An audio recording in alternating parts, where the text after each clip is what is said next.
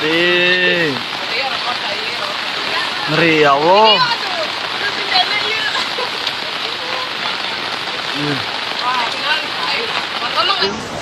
Air naik.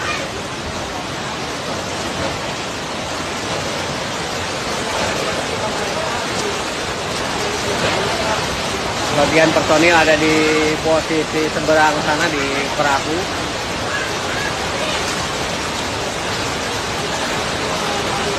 Semoga semua aman. Begini kondisi ketika air naik.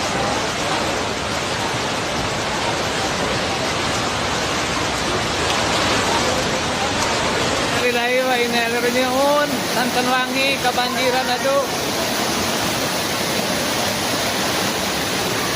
Maka para pemegat bantasan ka dia yuk. Kepada kumai yuk. Ada kumai atas kieu mangga barantasan yuk. Kita ditangoh na oy, amen ditangoh na oy kumai itu. Allahu Akbar yuk. Santan Wangi mangga bukan bantasan tanah gina ya tanah gina cai itu nya anta aya eta bumi apa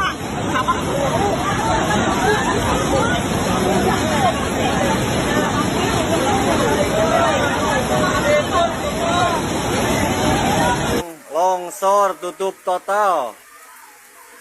Jalan Depok Bungbulang, Kampung Chandra Kirana, tutup total. Tutup total, jalan teu tiasa ngaliwat.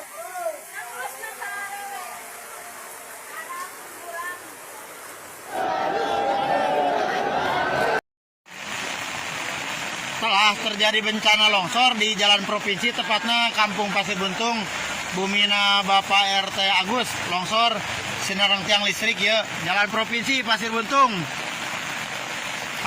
Kondisi masih air meluap di sungai antara Desa Cisolok dan Cikahuripan.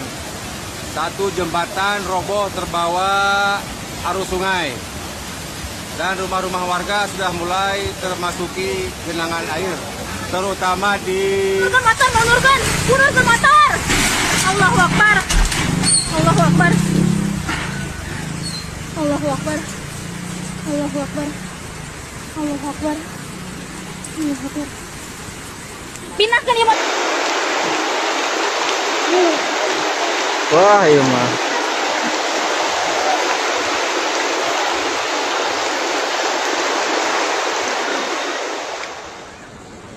Hujan deras yang mengguyur wilayah Kabupaten Garut, Jawa Barat, sejak Selasa siang, tanggal 11 November tahun 2025, menyebabkan bencana banjir dan longsor di sejumlah kecamatan. Cuaca ekstrim yang terjadi sejak pukul 2 siang waktu setempat membuat aliran sungai meluap dan tebing-tebing di daerah perbukitan tak mampu lagi menahan derasnya air. Dalam hitungan jam, bencana mulai terjadi di beberapa titik. Salah satu yang paling parah adalah di Kecamatan Pakenjeng. Sekitar pukul 3 sore, tebing besar di tepi jalan raya Pakenjeng Bumbulang mendadak longsor. Material tanah dan batu menutupi seluruh badan jalan sepanjang 50 meter dengan ketebalan mencapai 4 meter. Longsoran ini tidak hanya memutus akses utama antar kecamatan, tetapi juga menimpa satu rumah warga di Desa Depok. Warga yang berada di sekitar lokasi panik. Mereka berhamburan keluar rumah karena takut longsoran susulan terjadi. Akses lalu lintas di jalur utama Garut bagian selatan lumpuh total selama berjam-jam. Petugas BPBD, TNI, dan relawan segera turun ke lokasi, namun proses evakuasi cukup sulit karena kondisi tanah yang masih labil dan hujan yang belum reda. Seorang warga bernama Dedi menceritakan, saat kejadian ia sedang berada di depan rumah ketika mendengar suara gemuruh besar dari arah bukit. Tak lama kemudian, tanah langsung ambruk, membawa pohon dan bebatuan. Ia hanya bisa berlari menyelamatkan diri bersama keluarga. Rumahnya kini tertimbun lumpur setinggi dada orang dewasa. Tidak hanya di Pakenjeng, bencana serupa juga melanda Kecamatan Pasirwangi, tepatnya di Desa Sarimukti. Hujan deras yang tak berhenti sejak sore membuat tebing di belakang permukiman warga runtuh pada malam hari. Sebanyak 7 rumah dilaporkan terdampak. 1 rumah roboh total, sementara 6 lainnya rusak berat dan ringan. Warga terpaksa mengungsi ke rumah kerabat dan balai desa terdekat. Menurut laporan dari BPBD Garut, sebagian besar longsoran di Pasirwangi terjadi di area dengan kemiringan tanah yang curam dan kondisi tanah jenuh air. Petugas gabungan masih melakukan pendataan sambil mengevakuasi warga dan membersihkan material longsoran yang menutup jalan desa. Sementara itu, di Kecamatan Bumbulang, laporan resmi pemerintah kecamatan mencatat adanya kejadian banjir dan longsor akibat curah hujan tinggi dalam beberapa hari terakhir. Air dari perbukitan mengalir deras ke pemukiman dan menutup sebagian jalan desa. Beberapa fasilitas umum rusak ringan, termasuk jembatan kecil dan saluran irigasi. Pemerintah setempat mengeluarkan imbauan agar masyarakat waspada dan segera melapor bila muncul tanda-tanda bahaya seperti retakan tanah, aliran air berwarna keruh, atau suara gemuruh dari tebing. Sejumlah warga mengaku trauma dengan kejadian ini.